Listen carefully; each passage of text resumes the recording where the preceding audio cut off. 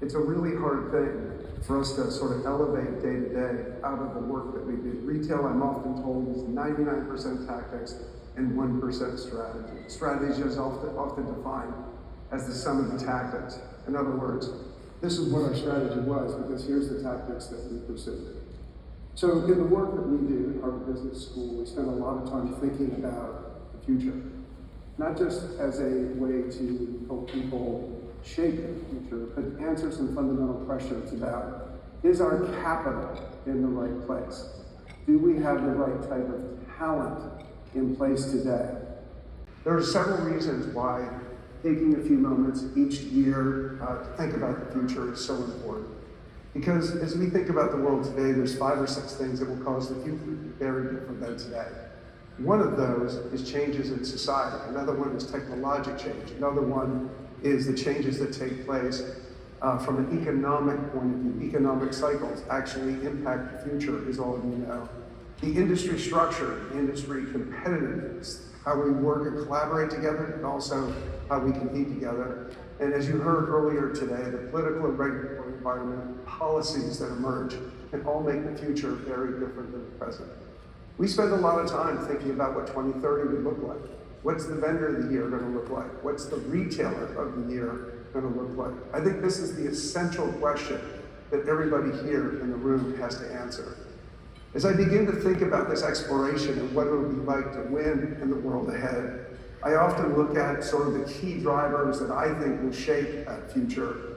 Obviously, the consumers and all the changes that go on with our consumers, not just sort of their explicit habits, but their interest in technology, their interest in digital assistance. In other words, their interest in living in a frictionless world. And what I keep coming back to time and time again is a couple of things. And I talk to my team about this too, is first of all, we have to all accept and understand it's an and world. We have to compete today and we have to build for the future. I know a lot of us sitting through vendor meetings and different things, we're talking about what's happening in the business right now. What do we do right now to grow the business? We got to shift a tiny bit of our mindset to start to think about and imagine what that future is. And why that's important is because, and Dan mentioned this, is partnerships are critical. And I've been at Coburn's, Inc., we're a family-owned, employee-owned company, about $2 billion. And one of the best things about joining that organization has been being the size we are, is we actually have built great partnerships. And we don't have to go it alone. I mean, the FMI membership is a great example. There are other ways to partner together to find ways to really build towards the future. And the last piece is really an important team element. It's just about curiosity. And every time, I know when I come to an event like this with my team, I think about how can we, what new can we expose ourselves to? How can we learn together, both in moments like this as well as everyday life? And while we don't have it all figured out, I think if we stay focused on those things, it will help us chart the course to this future that Dan's talking about. That's very good. I love that notion of curiosity being a primary driver and open-mindedness, and you come to events like this to learn. You can train people, you can put a ton of content out there, but the magic word that David said is the most important word. Kind of table stakes in our industry, almost to the extent that we take it for granted, is you have to be an operator, you have to know how to operate. That's table stakes though. If that skill doesn't exist, we're wasting time in the conversation. But the most important talent virtue today that builds for tomorrow and ensures that the operating styles match the consumer needs of tomorrow is curiosity. The 250 of you in this room, congratulations. You've decided to show up, be curious, even though, because when we discussed this panel a month and a half or so ago before the holidays, I questioned why we talked about 2030, and we said curiosity.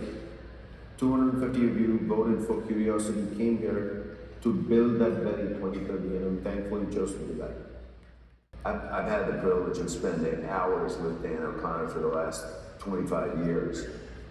And he is the walking epitome of that. He has a very clear idea about where the industry is going in a broader sense of total commerce, not just the food industry. But it doesn't ever quite happen that fast. But as I think about what this becomes for us, as we all try to be the sellers of the year in 2030, I kind of go over to the soft side a little bit and say, well, if we could design an industry that would be vibrant for brands, would create extraordinary value for retail, and employ people, serve customers, be the industry that is a beacon in our communities, we designed something like what we've got. The question for me is, how do we make that stronger over the next 10 years? And these guys have said it, so I won't repeat it, but we bring a curiosity mindset. We bring a learning mindset. And then I think we, whether we're consumer products companies, and I did that for most of my career, now in the wholesale business, but we commit ourselves to the vibrancy and richness and the diversity of this retail channel, because it's highly correlated with value. And then we make a commitment to partner, to trust, because learning takes trust. And then we act together, building new models, looking at competitors differently, ultimately with the consumer and the long-term vision in mind. So I think it's an exciting time. It is a scary time. Any 2 hours with Dan O'Connor will terrify you. But in the end, it gives you a context that starts to frame your learning agenda, and it's really value-added. So it's interesting, for those of us in the room here today that saw the transformation from physical to digital, you could see that required the movement of capital, the introduction of new talent, new skills in your company. And it's a world that we call often the and world. It's stores and the physical world. And now we're moving into the intelligent world. And again, where your capital sits, the type of talent that you bring into your company, how you get those three sort of sets of the organization, physical, digital, and then the intelligent overlay, how that all comes together is a really challenging thing.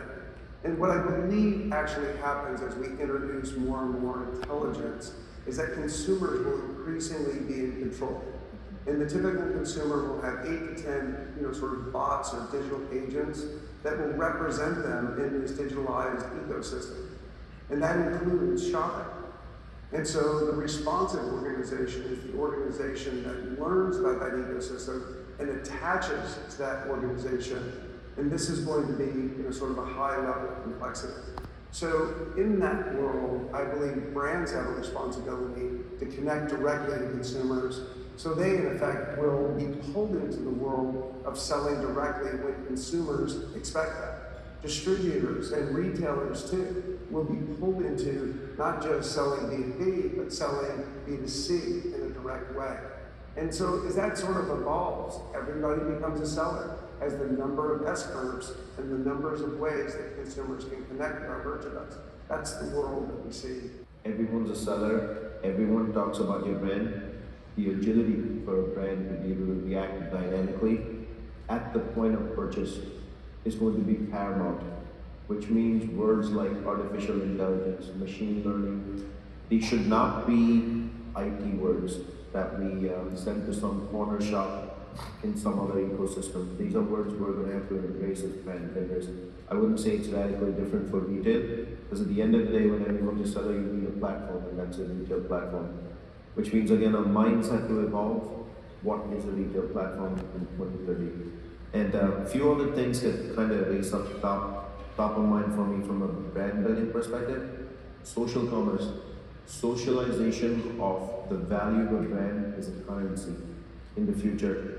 As a brand leader, embracing marketplaces. Write that one down. Marketplaces, please. Embracing marketplaces and understanding your role in the marketplaces. Dynamic reaction at the point of purchase to understand a consumer's need state. We spend hours and hours and hours, decades, every single brand working with our retail partners, defining cohorts. Cohorts are going to be fairly dynamic. It'll be AI, the backbone of AI that will tell us on the spot what the need state of that person is, and being able to react as a brand builder. And also questions I'm part of a system with a lot of legacy brands over 150, close to 153 years old. What is the role of those legacy brands? The role of those legacy brands is also to learn dynamically and continue to deliver a nature of personalization. You use the word personalization, largely a buzzword last 10 years. The first thing the mind's gears is, okay, if 20 million people are consuming Cheerios, do we make 20 million versions of Cheerios? And that's not personalization. That is extreme personalization that actually doesn't deliver because that same consumer may not want it tomorrow. Personalization is, I want what I want, when I want, how I want, sitting on my bed, ordering it to receive it in 27.5 minutes if I choose to. So we'll need to learn the art of how to work with retail and marketplaces to ensure that happens. By the way, everything I said, that journey has already begun today. Human to machine interactions, retail put in place over 10 years ago with self-checkout experiences. One of the most fun things I get to do when I fly Delta across the country, living in Southern California and Los Angeles, that in the Delta Terminal 3, there is a self-checkout experience which is completely simplified. You just take a credit card to enter it. There is no other interaction with a human being. There is no interaction even with the machine. You just simply walk out when you're done and you take what you get. I've tested it about 30 times. It has never failed in terms of the receipt. I've tried one item, it hasn't failed. I've tried 7 with a bag, it hasn't failed. I've tried 5 without a bag, just holding it in my hands, hasn't failed. That's where we are, folks. Yeah, I think a couple of things. One is, I think what won't change over time is I think guest experience will be paramount. We call our customers guests, but that end consumer experience is still going to matter. And Sri hit on this with this Delta example. I know Dan and Troy and I were reminiscing, we were talking about, I had this very profound experience when I was starting to work with them where I had, during the pandemic, I had gone on vacation with my family. And we chose to return to a hotel that we had been at just a year prior. And that experience, the first experience at the hotel was we had a little hanger to hang on your door to say you wanted your room service. You had a little physical valet ticket to go get your car. There was a physical room service menu in the room. You had to pick up a phone, call, talk to a human, order your room service. We went back to that same hotel just a year later. Everything was digitized. Everything was on your phone. Getting into your room, your valet ticket, when you needed to call the car, getting room service, being able to order, access to, and I remember coming back and talking to Dan and Troy, Troy is Dan's partner, and said, what's amazing is this has made the physical experience better. And to be clear about this is, I'm never going to want to go on vacation by just putting augmented reality headset on and sit there and have a vacation that way. I'm always going to want to go to a physical spot. But technology made it better, and I think that's our challenge on the retail side. How does technology improve what we already do? How does technology make our employees more effective, enable them to serve their guests more effectively? I think if we do that, no matter what the technology is, that is going to be the right path because it's all about the consumer. To Dan's point, the consumer's in control. So. I used the word trust before. Obviously, a significant part of the roadmap is digital and technology capability. And if part of our vision is to continue to enrich this incredibly diverse industry of ours, we need to create some scale. Whether it's partnering with platforms, whether it's building communities. And so a lot of what we're focused on at Unified today is what are the 3 or 4 capabilities that are going to matter most, and how can we be a thought center for that so that our customers, big, medium, small, can tap into it in a seamless way. And so I think it's all about partnership and collaboration.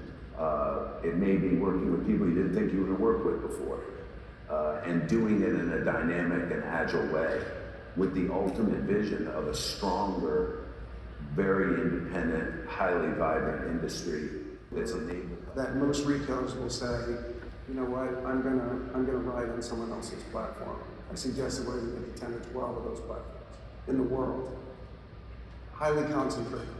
And the behavior, the way we compete in that new world is going to be, require a very different approach both organizationally, but also it's going to require us to not only work with our competitors in a sense, but learn how to cooperate. And this is a world that we call coopetition, a term that you've probably heard before. But learning how to work in the world of coopetition is going to be really important. Healthcare, I think, is just one example. We all have a responsibility to improve the healthcare system in this country. We also have an opportunity to significantly impact, as we heard from Martin Otto yesterday. There's a massive opportunity here. And yet for each individual company to take that on is going to be very difficult. So I believe that this is a world where competitors can collaborate and begin to invent this. And I think this will happen not just in our digital strategy, not just healthcare strategy, but I actually believe that a lot of this automation and so on, this hyper-focus on AI is going to run in the walls like electricity. It'll just be in the background, as Shri has suggested. So, what we really need to think about is how we're going to compete when that capability is running in the background. The power of AI is that you can automate a task. It doesn't mean that you're going to automate or eliminate a job. It just doesn't mean that every time. So we have to begin to sort out what are the tasks that we're going to automate. I think 30% of the typical merchant, for example, will be automated. That doesn't mean we want to reduce the number of merchants. It means that we're going to reshape what that merchant does. Sandy, perspective. Yeah, just one build there is the other thing that I learned yesterday from the main session on AI was figure out what problems you want to solve. And one of the problems I think we are going to want to solve is what in the information that we share do we not want to share? And how can we still get 90 to 95% of the value? And so that's part of some of the things we're thinking about is how to partner in a way where you enable a tremendous amount of capability, but you don't share what you don't want to share. David, how do you think about these partnerships, both upstream and downstream and within your company? Yeah, a couple things. One, external partnership. Generally, what we found, particularly on the fulfillment side, when we embrace new partnerships, so sold on others' marketplaces, so whether it be a restaurant delivery or food delivery app, when we've been part of those marketplaces, it's enabled us to get new guests, new customers into our stores. So those are people that weren't shopping us today, enables us to reach new customers. Well, that's pretty darn attractive for us, obviously, is how can we bring more people in, how can we leverage what we do. I think the other piece has been through one of the most enriching parts of being part of FMI is we're part of a share group with other independent retailers that don't compete. And so it's been really, really fulfilling to actually start to collaborate on, hey, we're having this problem. And have you sought out a technology provider for that? What does that look like? What questions should we be asking? Hey, what have been some of the pitfalls? And so leveraging a membership base like FMI, and in particular our share group, has been really helpful as we've tried to solve problems and navigate problems. To say, okay, you probably faced a version of this too. Maybe you're 2 steps ahead. Hey, how can we get to the punchline faster? But I love working at a smaller company because I just think we're more nimble in able to bring in some of those partnerships faster and start to extract value.